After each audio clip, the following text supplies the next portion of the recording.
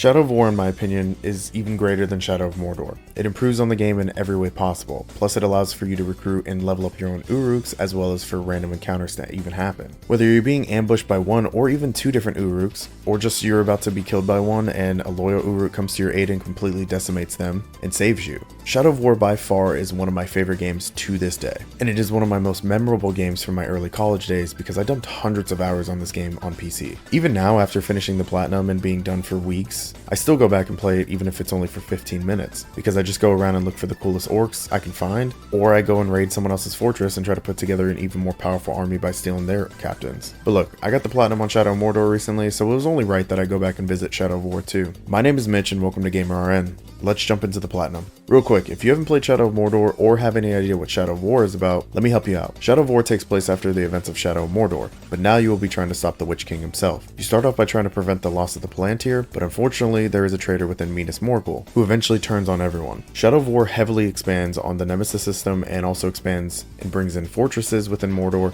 and introduces conquest within this world. You'll still be following Talion and Celebrimbor as they are putting together an army to take on Sauron and his army. When starting off the platinum journey, I began by taking a look at a guide to give myself a rough estimate for how long this game would take me to finish. Taking a look at Power Picks and their guide of Shadow of War, it was estimated that the game should take about 40 to 50 hours to complete the platinum. When I looked at this, I figured there was no way this game would take me that long to finish it. I have quite a bit of previous experience with this game since I have well over 100 hours on it on Steam. I mean, yeah, it has been a few years since I last played it, but I knew I would fly through the story in no time, which would save us a lot of time. Jumping into the game, I honestly wanted to go through it as fast as possible, like I said. So I started off by skipping all the cutscenes in Act 1. The reason for this is because the game is broken into 4 different acts, and you really can't do anything until you reach Act 2. And what I mean by that is you can't recruit any orcs or do anything with the fortresses or even fight war chiefs, really. But anyways, in Act 1, all it really ends up being is Talion and Celebrimbor disagreeing if they should trust Shelob the Broodmother and her vision of how Sauron would destroy everything. But during my first visit to Shelob though, I managed to destroy a monument that was in an outpost and got my first trophy of the run,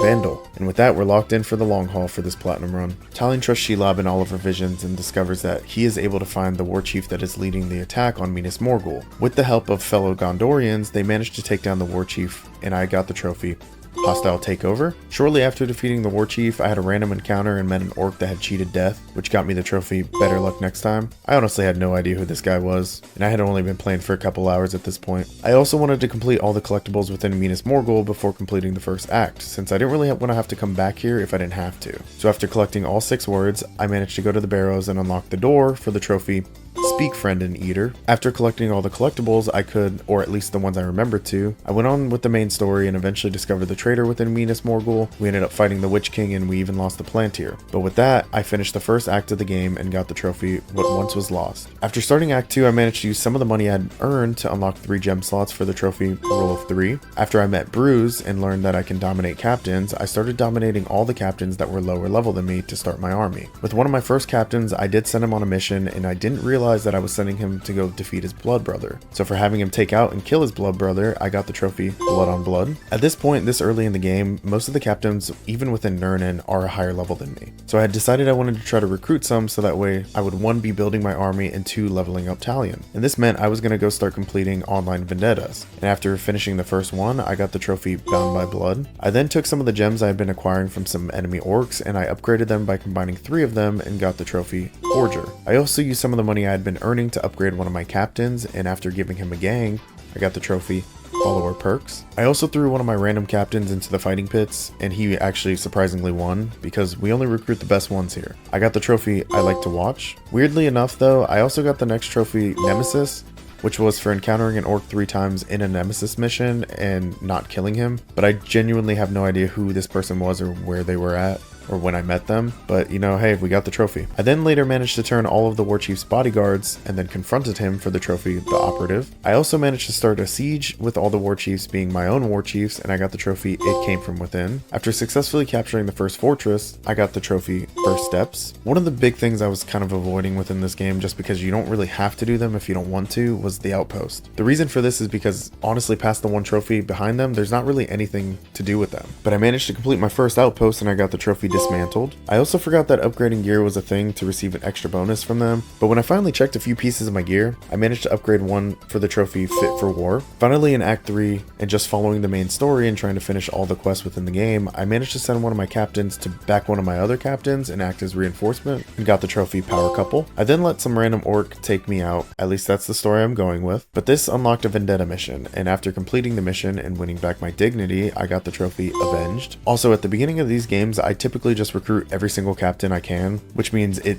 takes me no time to recruit a follower from every advanced class for the trophy Headhunter. I also let an orc kill me 3 different times on purpose, because then if I recruit him after the 3rd time, I got the trophy If You Can't Beat Them. Finally, after completing all the quests in the 2nd region I visited, it was time to take on the fortress, and I unlocked 3 different siege upgrades for my assault team, which meant I got the trophy Best Defense. After taking this fortress, I made some random little guy into the Overlord and got the trophy Vertical Mobility. He didn't stay Overlord for very long though. I was finally on the last mission I needed for Baranor, and after finishing it, I got the trophy for Gondor, and that's for completing all the missions within the Gondor questline. I actually tried to stick to one questline at a time and just see it all the way through if I could, so after finishing the Gondor questline, I decided it was time to follow up with the Karnan questline, which is a very simple questline and there's only one trophy behind it, but basically after some time and a few different missions, I had to fight a Balrog, and after a pretty simple and easy defeat with Karnan at my side, I managed to destroy the Balrog and got the trophy Lord of Horror. I got bored next and decided it was finally time to do something I would honestly never do if I was just playing this game regularly and not for trophies. I decided to hit one of my followers I didn't like until they turned on me for the trophy Bad Boss. Look, when I play these games, I normally get attached to my followers and captains, especially when they're loyal and I use them a lot. I then decided to send a grub to take a death threat to my next target. Then I found them, and I followed up on the threat for the trophy Promise Keeper. I then got ambushed by this random assassin who said he cheated death, and I genuinely didn't remember this guy at all. But I do now, and do you want to know why I remember Ronk? Because I decided to shame him all the way down to level 9 until he became deranged. And then I just left him to live out his shame for the rest of the game. Never recruited him, never killed him, and he just sat there in the fortress. But I got the trophy Everything is Permitted. After dealing with Ronk, I decided to pit 2 of my followers against each other to see who was stronger, and I got the trophy Overkill. After messing around for a bit, it was finally time to finish off all the quest lines. To start, I went back to finish off the Karnan quests, and along the way I managed to purify my last 2 Hadir towers and got the trophy Purge. After that, I finished off the last remaining Karnan quest and got the trophy Undeath Defeats Undeath. I forgot how annoying the final quest was for the Karnan line. It isn't that difficult, but when you are facing off against a massive army of undead captains, and the only one you truly need to defeat has so many resistances, it can be very annoying and time consuming. But whatever, moving on. I moved towards finishing Altair's questline now. Along the way, I managed to face off against one of the 9 ring wraiths, and I managed to defeat Soladan, and I got the trophy Banished. While continuing the Altair questline, I decided to also continue the Bruise questline, because that was actually the last one I needed. Now, both of these questlines did require me to have a certain number of captains in some areas, where they were locked for whatever reason I needed to unlock them first, so I also decided to finish off the final few collectibles I had left. First, I grabbed all Shelob's memories and got the final memory to reveal the Web of Fate, and got the trophy The Web Revealed. Next, I grabbed the last of the Gondorian artifacts I needed and got the trophy Finished Tales. I started looking through the trophy list to see if I could find any easy ones I could knock out while working on the last 2 quest lines. I actually found one and decided to let a captain beat me and create a vendetta mission, and then I sent one of my destroyer captains after him for the trophy Life of the Party. I finally finished off all the Bruise questline and managed to shame the big guy and got the trophy Fall and Rise. Funny story, I was actually going to recruit Bruise again, because you are able to do that after you finish the quest, but then I was infiltrating the region's fortress and trying to get my spies in. Bruise actually lost a pit fight against one of my small guys. Now trying to finish off the last quest line we had, I had to face off against Helm Hammerhead, and finally after beating him I got the trophy Brought to Heal. Now this meant I could finally finish Act 3. I was ready, which was basically finishing off all the stories within the game. I approached the final quest and approached the bridge, and the final quest started. But since this was the final quest, this means it was finally time for Talion and Celebrimbor to separate, since they had completely separate goals. Talion, basically becoming a ring wraith without giving in to Sauron yet,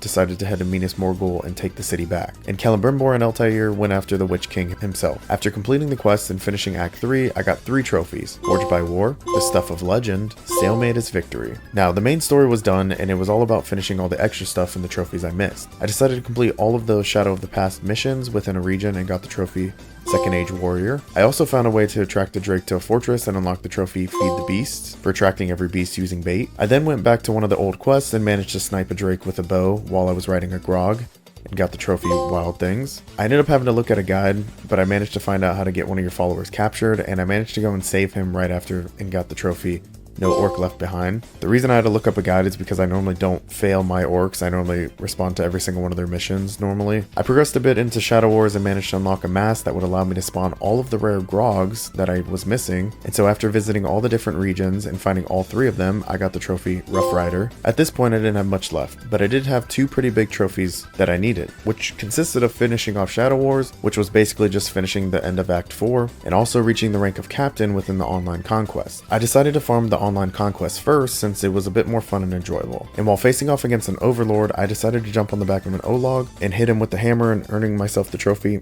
Trolling. After some more farming, I did finally reach the rank of Captain in online conquest and got the trophy Such Great Heights. Then I decided to go back to Minas Morgul and complete all the pit fights for 2 reasons. 1, it did have a trophy behind finishing all the pit fights, but 2, there was also a skill locked behind these pit fights that I needed in order to get a trophy. So after finishing them, I got the Resurrect skill and managed to bring back one of my favorite captains after he died for the trophy Death Is Not the End. Right after this, I finally finished all the pit fights and got the trophy No Orc Lives Forever. I also finished the last 2 remaining sieges I had left, and I got the trophy Peace in Death for completing all of Shadow Wars. The last trophy I needed was forging a top tier gem, and I was missing a few things in order to do this. I'm not going to bore you with the grind, but after killing a ton of Uruks, I finally managed to upgrade a white gem to its final tier for the trophy Master Forger. With that, the platinum was finally ours, the Bright Lord, and we were finally done. So how was Shadow of War?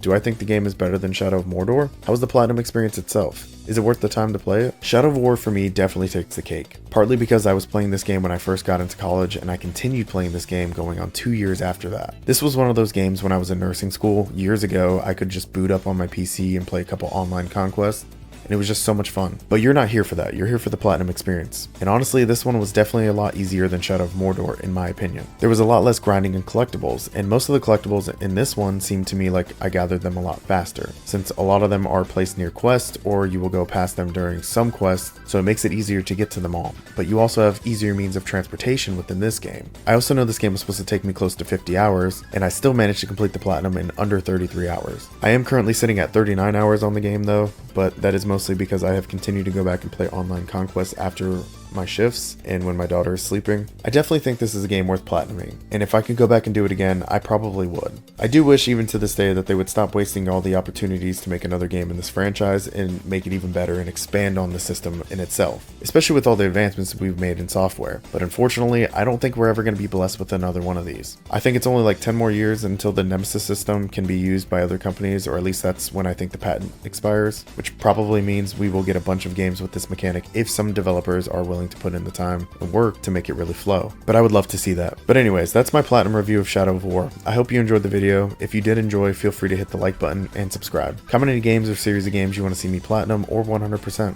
and I'll see you in the next one.